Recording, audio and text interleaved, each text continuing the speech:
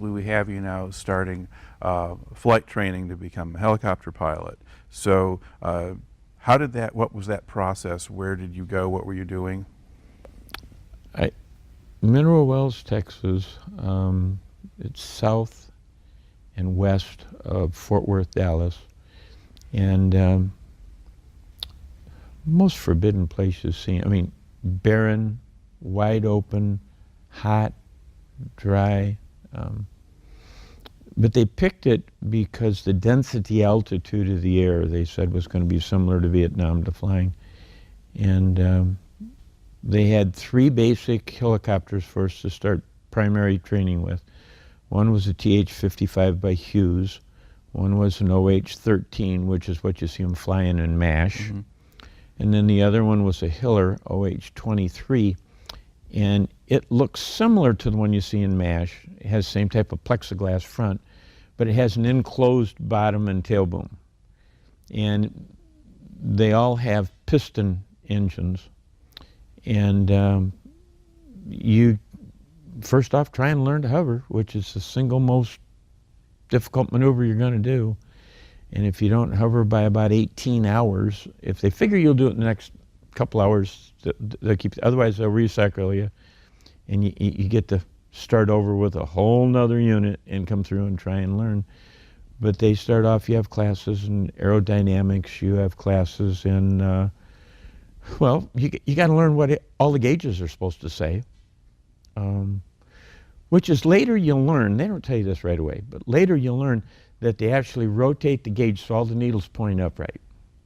And if everything's proper in the aircraft, you look at all the engine instruments, all the needles are straight up and down. You don't have to read each one of them, but to start with, literally, you memorize every one. And by the time we got to the Huey, I don't know if you've ever seen a cockpit of one of them, but overhead, there's a panel about yay wide, and it's probably about 2.5 feet long. And over half of it is circuit breakers. And you put your hand up like this, and you feel the row, and right there, and that one, that's the attitude indicator. And you know where the stuff is. Mm-hmm.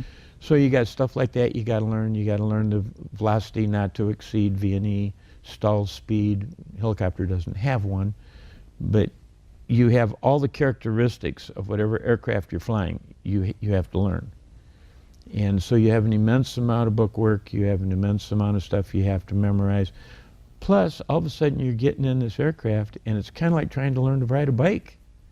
The helicopter won't do anything by itself automatically.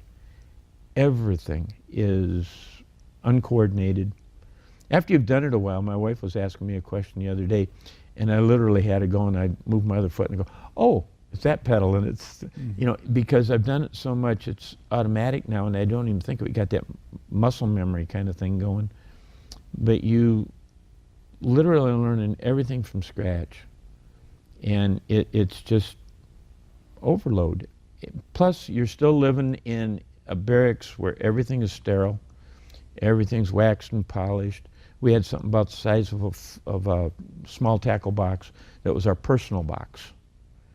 And there we could keep a second razor so we didn't have to polish it and clean it absolutely so that the one that was on display was actually decent. That's where your letters went, your personal stationery, stuff like that, because that stuff wasn't available to be on display. Interesting story about that. I had my scriptures out and I was studying one night, and I had to use the restroom real fast, and we had 3 guys to a room, and they said they'd watch it, and I took off for the bathroom, and I come back, and my scriptures are gone. Where are they? Well, the TAC officer come along. So this is improper display. He picked it up, he took them. So I went down, I braced in his doorway, and I beat on the door, and he asked who was there, and I don't, Officer Cannon, what do you want, sir? Sir, I want my scriptures back. Well, he says it's going to cost me so many demerits. I told him I'd take double the demerits if he'd keep them and read them. He threw them at me, told me to get out of his office.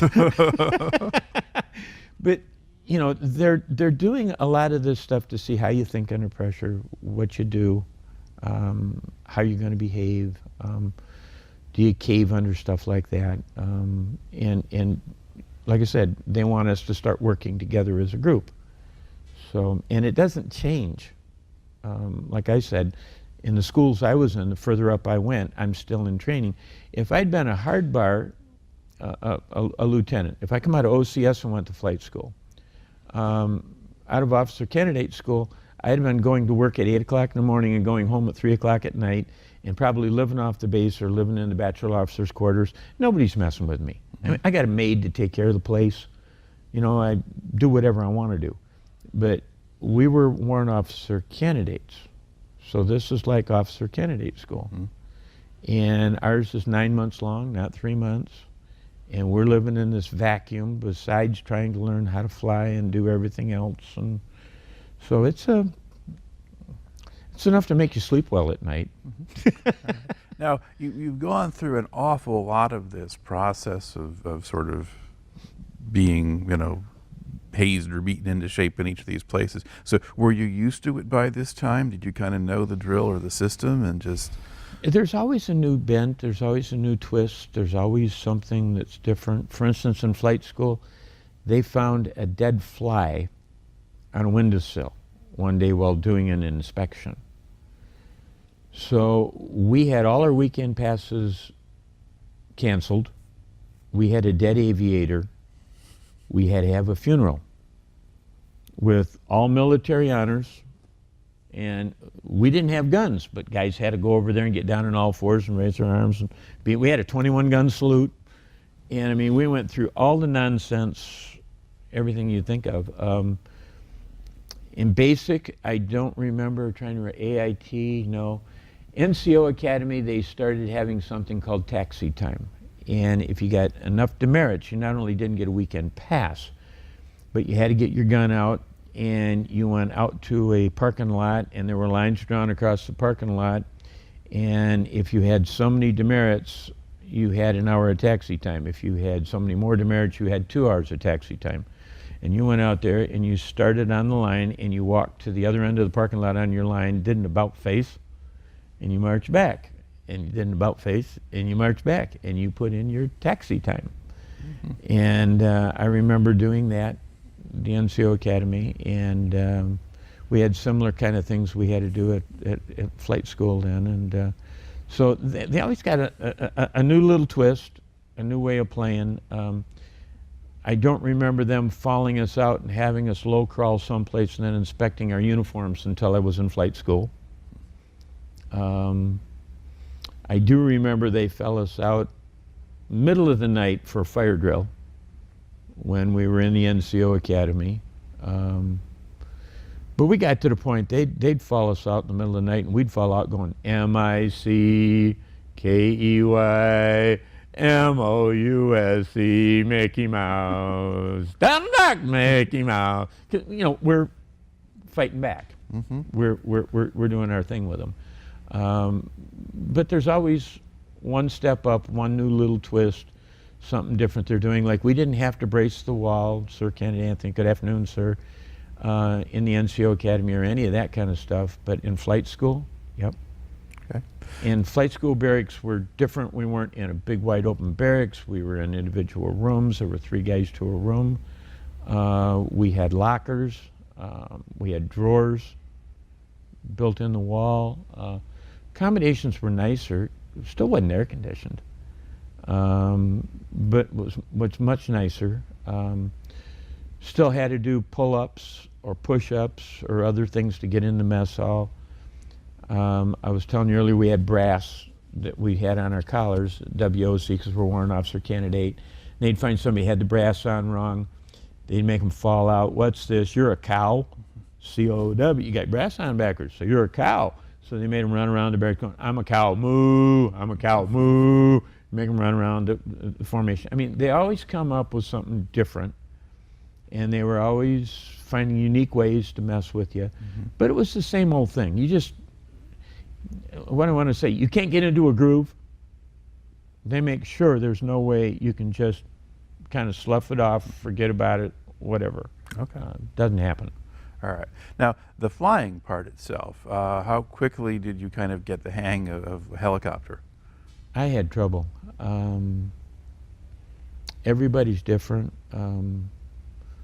While I'm quite physically fit and athletically well now, I was sort of an ugly duckling growing up and had difficulty. I got recycled, and even the instructor that got me wasn't getting there. He went to an older instructor who'd flown in Korea and asked him if he'd take me. And he did, and under his tutelage, I blossomed. Towards the end of hovering, he literally got me to do something that most pilots can't do. And because what you need to work on is what's difficult for you, what you don't do well. Human nature is you practice the things you're good at, but that's not what you should be practicing. So he got me out, and he'd get me on the runway, and they have a line painted down the middle of the runway. And he'd want me to hover down that runway at a steady pace. Then he wanted me to start turning the aircraft around while I'm going down that line, keeping the same movement down that line. Now, it doesn't sound too bad. I mean, we're sitting here talking about it. It doesn't sound too shabby. But you got a wind to contend with. So it means as you bring your tail rotor around into the wind, you have to be applying pedal to that. The minute you get past a certain point, you're not putting pedal to it anymore. You got to put the other pedal because the wind's going to now try and push you. So that's one thing. Secondly, when you're pulling into the wind, you have to pull more power on. So you twist. I'm doing it without even thinking about it. You're twisting the throttle because the engine's got to run at the same RPM all the time. Well, you're pulling more power, so you have to wrap throttle on. The minute the wind's blowing it, you have to wrap throttle off. And while you're going around like this, it's interesting because your perspective changes, and the cyclic stick here that's controlling my direction, if I'm just going down facing it, it's like this. But as I'm going down that line, the stick's basically going around the cockpit entirely to keep me on that line and keep me moving at a steady speed down it.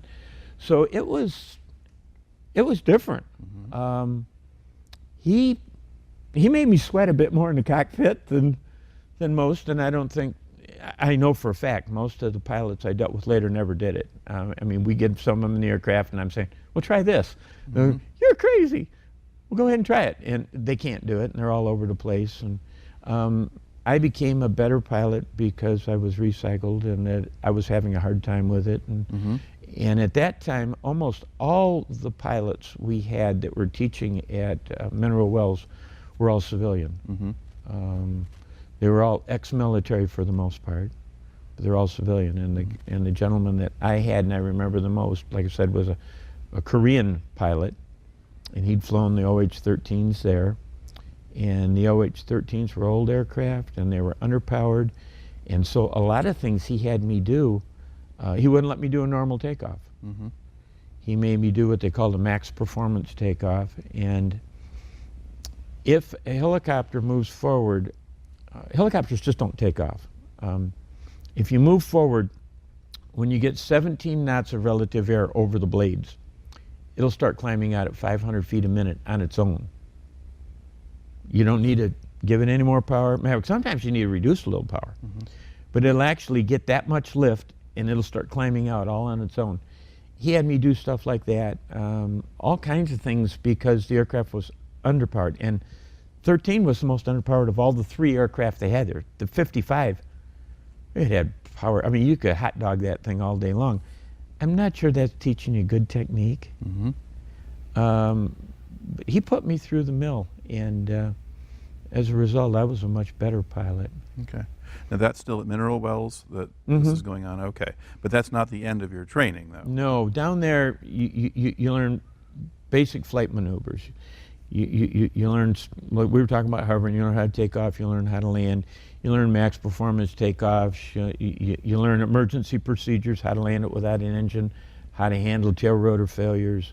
You go through all that basic type of stuff.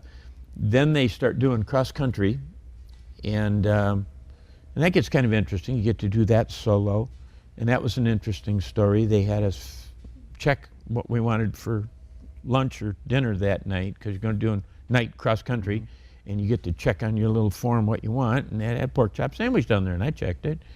And I'm alone in this aircraft, and I'm doing this formation flying, and I go in my bag and get my pork chop sandwich, unwrap it, and take a bite, and it was a real pork chop sandwich, bone and all. So you get all kinds of surprises. I mean, it's Okay. All right. Now you have the mineral wells, and then after that is Fort Rucker next. Fort Rucker, Alabama. Okay. I don't remember if the first was 4 months or 5 months, and then we went to the other school.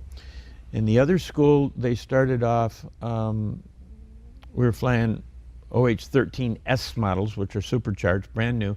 These things were fully instrument rated. They never bothered to teach us to fly the dumb thing. We got in it, the instructor took it off, we put a hood on our head, and we never saw where we were going. We're looking at our flight charts, we're looking at the instruments, and this is all analog, which means that these are all instruments with little dials and a little needle pointing. This is not the modern day stuff where I'm looking at a GPS with a map and the little planes right here on this course, and none of that kind of thing. You tune in a radio wave, you fly along that radio wave so many minutes at this speed, figuring the winds, and you ought to be at this location. You ain't looking at your little screen and saying, oh, there's my little airplane, I'm right there.